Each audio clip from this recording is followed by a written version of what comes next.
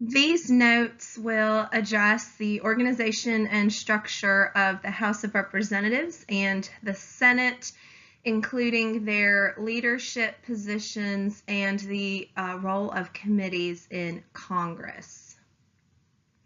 I would like to begin by saying each class got to different places in these notes, so just fast forward to wherever it is that you feel like you need to begin, where you need to start. And also home on a snow day with 2 young boys and 2 big dogs, and so I'll try to keep this as professional as possible. Please excuse any interruptions or silliness.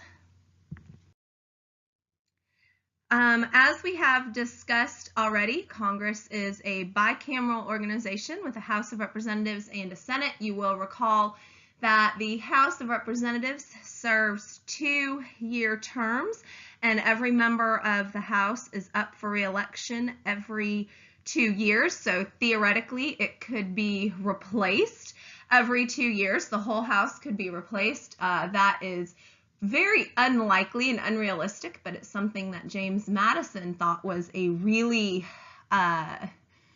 possibility and something that he wanted to make a possibility. While the Senate is a much more, let's say, prestigious body as envisioned by the framers, 1/3 of which is up for re-election every 6 years. The longer term and the fact that we could not replace the entire Senate at one time, of course, provides for it being a more stable body whose purpose is to restrain the House, oversee the House, act in conjunction with the House, be a stabilizing factor, etc.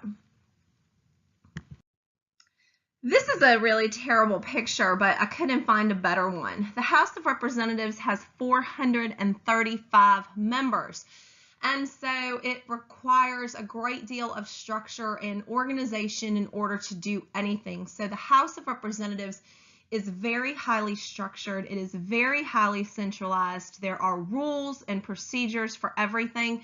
And even though, very importantly, when it comes to voting on legislation, and the primary function of Congress is to legislate, each of these 435 members is equal to each other in that it is one person, one vote. The vote of the Speaker of the House carries no more weight than the newest member of the House of Representatives. And each member is beholden ultimately only to his or her constituents. That there is a very real hierarchy of power and leadership and influence within the House of Representatives. It's just the reality of it. And this is perhaps best seen in the fact that newly elected members of the House of Representatives are called freshmen. So we know, what freshmen are and what you guys understand what that term implies. Okay. We have discussed the role of the Speaker of the House. The current Speaker of the House is Paul Ryan of Wisconsin. The Speaker of the House is perhaps the most powerful individual in the entire Congress, including the Senate, and is chosen from the majority party in the House of Representatives. Having the Speaker of the House is a very important advantage of the majority party.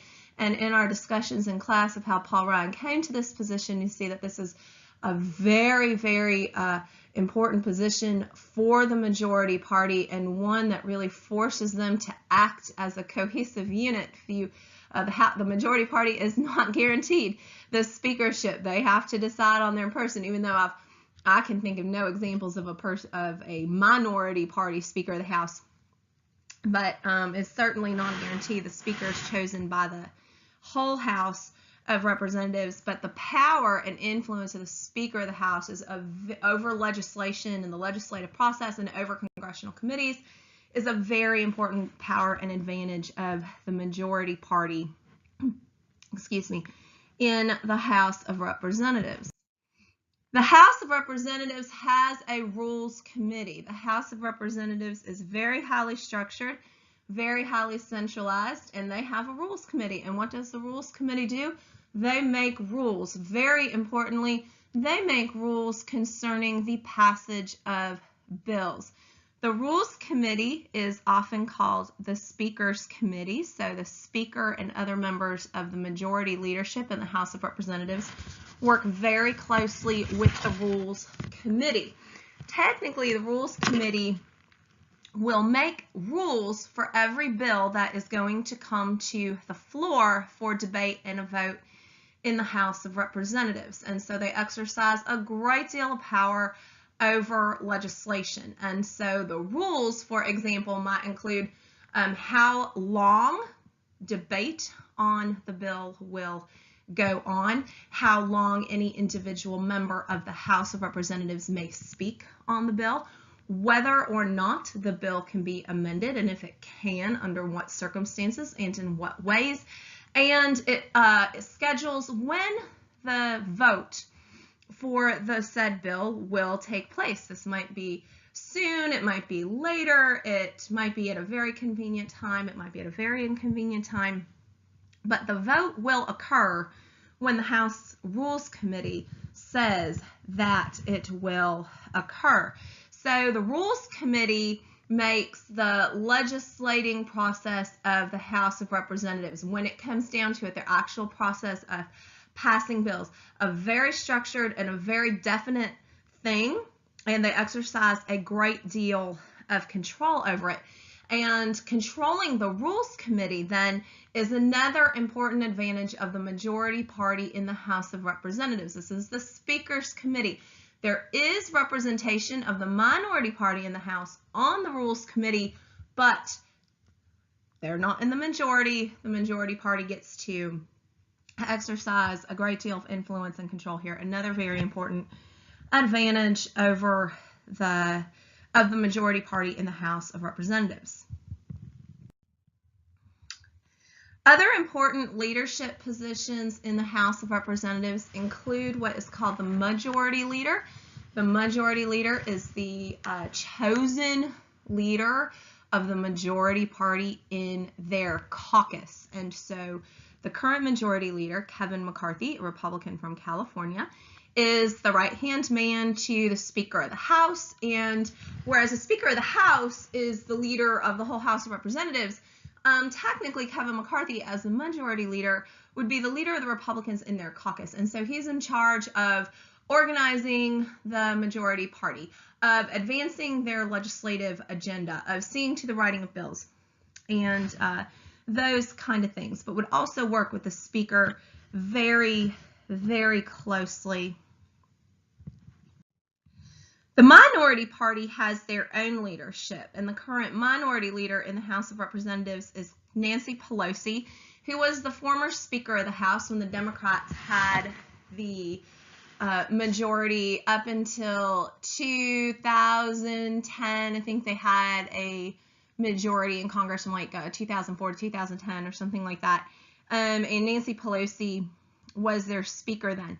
Now, the Democrats, and this is going to be important for the assignment we do later this week, they call themselves and their leaders in the House of Representatives right now the Democratic leadership, not the minority leadership. We'll see should they take the House back this year. Another important thing to note, that all of these faces you're seeing could very easily change after the midterm elections later this fall. But they call themselves the Democratic leadership, and that started a couple of years ago, not the minority leadership. Just something to keep in mind. But historically, the minority, that's what they've been called, is the minority leader, etc. And so the purpose of the minority leader is just like that of the majority leader. This is Nancy Pelosi is the leader of the Democratic caucus and organizing their legislative agenda, what they want to see happen. They actually have a lot easier job. In a lot of ways, it's easier to be in the minority in Congress because you can just show up and vote no, or if you like the bill, you can vote yes, but it's not your responsibility to actually govern. It's your responsibility to be loyal opposition and to provide alternatives to policy introduced and proposed by the majority party. Next in line are people who are called the whips, and the majority party and minority party have whips. Now, the job of the whip is to whip the membership of their party into line.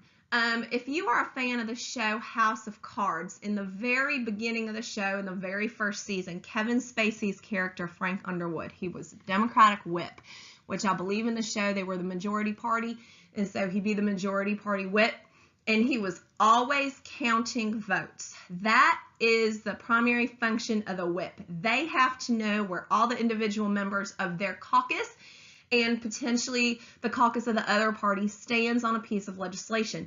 If the House leadership, the Speaker of the House and the Rules Committee, they want to bring a bill to the floor, they rely upon the whips to tell them how many votes do they have. No whip would want to embarrass the leadership of their party by allowing, for example, the Speaker to bring a bill to the floor that then failed or something of that nature. So it's the job of the whips to know where all the individual members, particularly of their party, stand. So in the majority party, how many of your membership are going to vote yes? Because technically in the House of Representatives, if the majority party, all you need is a straight up majority.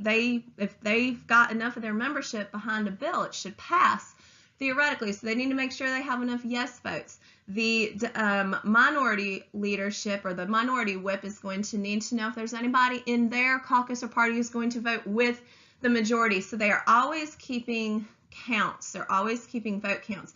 It's their job to know who's on the fence, okay, and making sure they get off the fence one way or the other, just to know what they're going to do. And finally, making sure people are actually going to show up for a vote, especially if it's a controversial vote. As a member of Congress, you can only vote in person. You have to be there, present on the floor when a vote occurs. Members of Congress are under no obligation to vote, okay? And so they also need to make sure that their people are going to show up, whether they are relying upon them to vote yes or vote no. So the whips have a pretty important job, and it's the job that requires a lot of personal contact with the rank and file membership of their parties, especially, and the members of the House in general. Steve Scalise, the Republican from Louisiana, is the current majority whip. You will remember he's been in the news quite a lot the last 6 months because he was very badly wounded in that shooting that occurred at softball practice back in June. It's a very sad event. The minority whip, Steny Hoyer from Maryland, a Democrat from Maryland. Back in the 1990s and early 2000s, there was a Republican from Texas named Tom DeLay who was the House Majority Whip. And Tom DeLay was so good at his job that he was called the Hammer. And so I bet that was kind of a, I don't know, I guess you didn't want to be on the wrong side of the hammer if you were a Republican in the House in the 1990s or early 2000s. His nickname, of course, implying that he was pretty darn effective at his job. The United States Senate is very different from the House of Representatives, even though it shares in their primary function of legislating, of passing bills. There are 100 members of the U.S. Senate. The states are represented equally, of course, and the United States Senate has been called the most exclusive club in the world. Now, remember, as the Constitution was originally written, the Senate was supposed to represent states. The 2 senators were chosen by the state legislatures in whatever form they so desired. The members of the Senate are inherently more equal to each other. We have to recall, as the Constitution was originally written, the House was the people's house, and the Senate was for the states. So this is a body, they're up for re-election on a rotating basis. They have long term, 6 years. It's a very long time. They're supposed to be a little bit more protected from the whims of the people and from politics. They're supposed to be able to take the long view. This is supposed to be a more prestigious body. And so in the House of Representatives, where you have this huge membership and you have this really tightly centralized and controlled body, and you have this very influential and very real power hierarchy and structure, this is not so in the Senate. All 100 senators are inherently more equal to each other in power and influence. Now, just like in the House of Representatives, members of the U.S. Senate are only ultimately beholden to their constituents. They are elected. The members of their state who vote for them are the only people who can fire them. And each senator has one vote, one senator, one vote, all equal to each other. But they're much more inherently equal to each other. And you say, so you've got this different atmosphere in the Senate. There is no such thing as a freshman senator. A newly elected senator is called the junior senator from their state. So each state has 2 senators. There is a senior senator and a junior senator from each state. The senior one being the one who has served longer. And that's very telling, okay? So we don't have freshmen in the Senate. We only have juniors and seniors. Y'all can appreciate what that means. Also, there is no Rules Committee in the Senate. I'll say that again. There is no Rules Committee in the Senate. And here's what that means, y'all. When a bill comes to the floor of the Senate for debate and passage and voting on the bill, it just comes to the floor. There is no Rules Committee that has set up how long debate can last, how long an individual senator may speak on a particular bill, how and whether and under what circumstances a bill can be amended. Everything is on the table. And so this gives each individual senator a much greater ability to influence the passage of bills, and it gives, at least in theory, the minority party a great deal more power in the Senate. This would exist in what was called the filibuster. Because the Senate has no Rules Committee that has said the bill is going to be voted on at 9 o'clock on Tuesday night, and we're going to have debate on that bill from 3 o'clock in the afternoon until 9 o'clock Tuesday night, but by golly, at 9 o'clock we're having this vote. Debate isn't inherently cut off in the Senate, and so that provides for the filibuster, that the Senate doesn't have a Rules Committee to say you can only speak for 10 minutes or 20 minutes or whatever, or an hour. And so individual senators, and particularly senators in the minority party, they could use what was called the filibuster to delay or prevent the passage of legislation. And this was a very powerful tool of the minority party in the Senate. And in a filibuster, a senator can essentially talk a bill to death. They can refuse to yield the floor, and in so doing, force the Senate as a body to go on to something else, to do something different.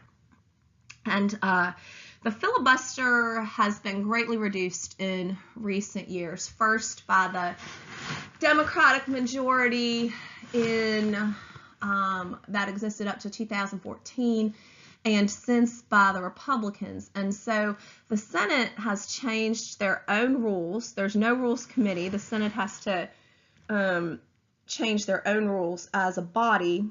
I'm not going to get into the details of that right now, but essentially over the years here recently, the Senate has taken away the ability of individual senators to filibuster particular things. The Democrats removed the filibuster on presidential appointments. One of the primary functions of the Senate, in addition to legislating, is something called advise and consent. And advise and consent means that the Senate has to approve a great number of presidential appointments. What we call confirmation. They have to confirm a great number of presidential appointments. Advise and consent also means the Senate has the ability to ratify treaties.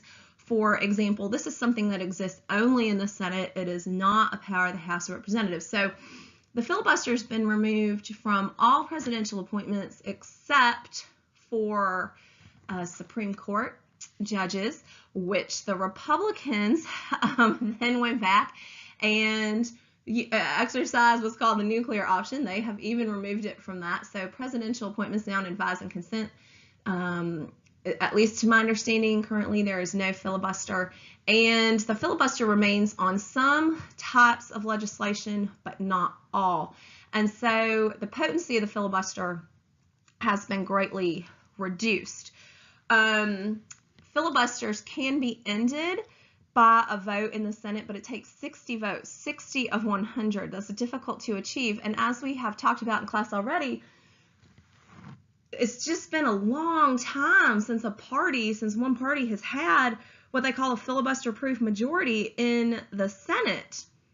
And so the Senate has really had to reduce the use of the filibuster in order to be able to do anything. We'll talk more about that later. I've been on this slide a long time. My apologies. The head of the Senate is the Vice President of the United States. This is his only real official job, aside from being around in case the president becomes incapacitated or dies. Now, in this role, the Vice President can preside over the daily business of the Senate, but very importantly, he is called upon to be the tie-breaking vote in the event of a tie, of a 50-50 split. Mike Pence, our current Vice President, has actually been called upon quite regularly, from what I understand, to do this, or he has the great potential to.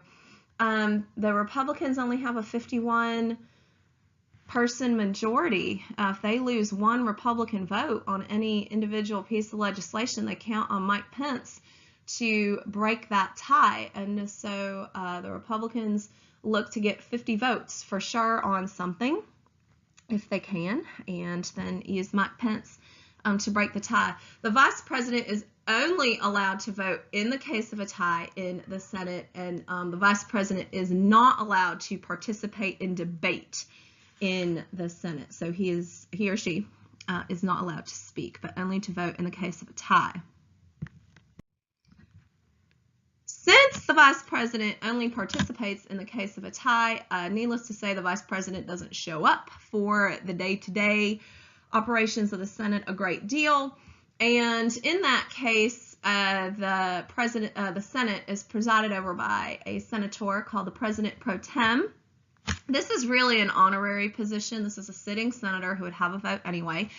And historically, the President Pro Tem position of the Senate, and he would sit up front with the gavel and, kind of be the presider, goes to the longest serving member of the majority party. This is a very honorary position. And so that currently is Orrin Hatch of Utah, who has announced that he too is going to be part of the Republican exodus. He is retiring. He is not seeking re-election this year, 2018. Mitt Romney is looking like he's going to run to replace him. That will be interesting. Fun fact about Orrin Hatch, he is a songwriter and a singer. Who knew? I just learned this about him recently. And I've never personally heard any of his music, but apparently he made over $39,000 in royalties last year. Now, I'm sure that's not a lot compared to big superstars of music, but I'm pretty impressed, y'all. Who knew? So, one of his secret talents there. The majority leader currently of the Senate is Mitch McConnell, a Republican of Kentucky. The majority leader is the most powerful individual in the Senate. Now, this is a position of real influence and power, and this is the head of the majority caucus. So the majority party in the Senate chooses the majority leader. The real power of the majority leader is in his or her ability to schedule bills for debate and a vote. So while Mitch McConnell, in his role as majority leader, could not tell an individual member of the Senate that they have to stop talking and get off the floor so that we can have a vote, it is his prerogative whether or not to bring a bill to the floor in the first place. And so that is a very real power of the majority leader. Mitch McConnell as the majority leader, Harry Reid, who was his predecessor, a Democrat from Nevada, this was a power that they used a lot. If they didn't think a bill was going to go well for their party, or if they feared filibuster or something like that, and say, I'm just not going to bring it up for a vote. And so that's a very real power that the Senate majority leader has. It's also a very important spokesperson for his party or her party, etc. The Senate minority leader is Chuck Schumer, a Democrat from New York. He's been in the news quite a bit lately, of course, a spokesperson for his party, and would have a very similar job to the minority leader in the House of Representatives, keeping your people organized, etc. There are whips in the Senate, and their job is important, of course, but because the senators are more equal in power to each other, I would say that they're less influential in the Senate than they are in the House, even though this whole idea of keeping a vote total, of knowing how many votes you have, is incredibly, incredibly important. Congress is organized into a great number of committees, and we are going to work in the next few days, ending this week, with congressional committees and see just how important they are. Congress does a tremendous amount of work every year in their legislative function, their primary function, and also in a very important congressional function called oversight. Okay, so Congress makes laws and Congress conducts oversight of the executive branch, which when we get into the executive branch, we'll see a little bit more how this works, their oversight function. I'll talk about it a little bit today, but we're going to mostly focus on the legislative function of congressional committees.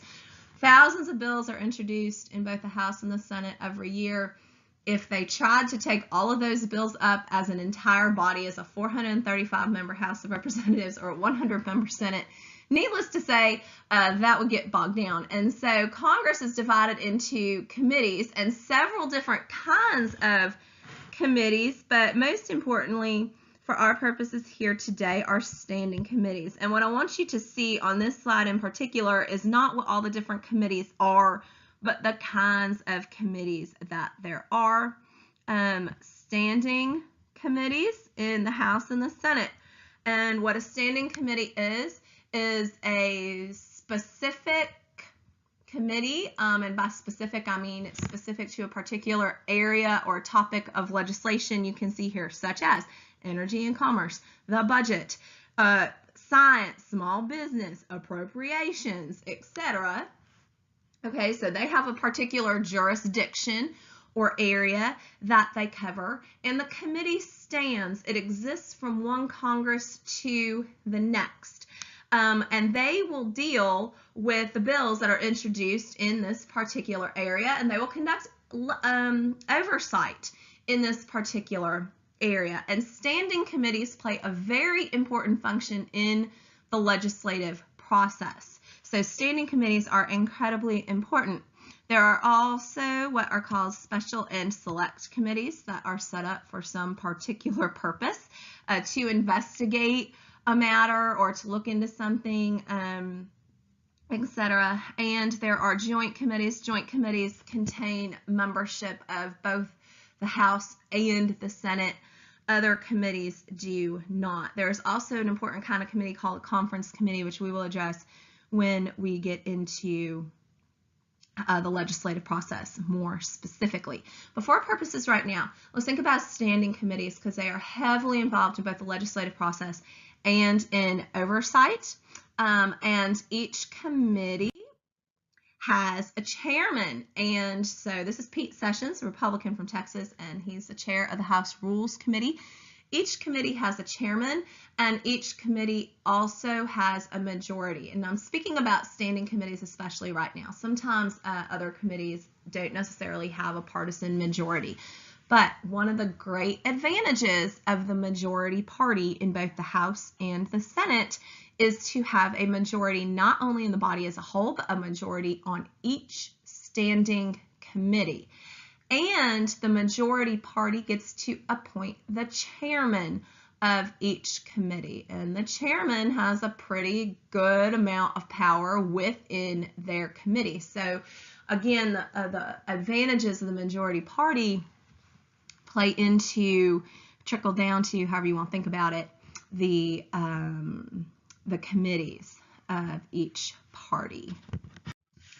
Bob Corker, our senator, is chairman of the Senate Foreign Relations Committee. It's a very prestigious committee in the Senate, a very important committee in the Senate. And this actually, the last couple of years, has put Bob Corker on Forbes magazine list of the 100 most influential people in the world.